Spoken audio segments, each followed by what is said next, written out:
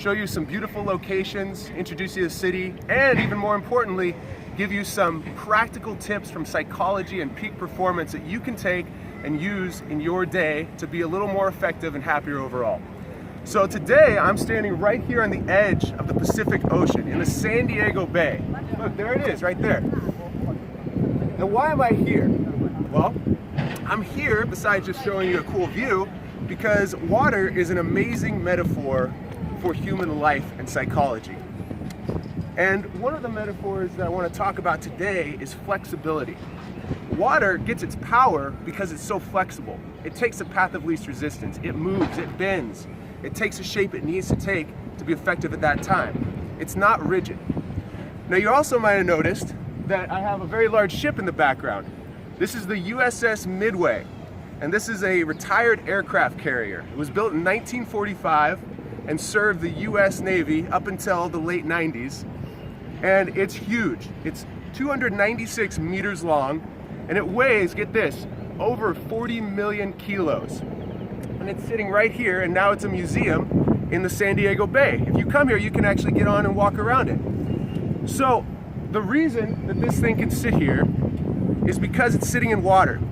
And water takes a shape, it moves, it gets out of the way and holds it easily.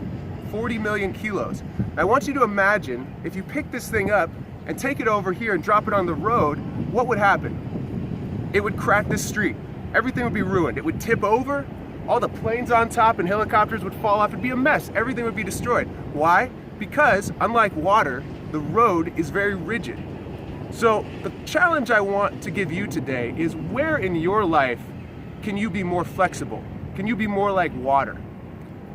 Maybe it's a relationship.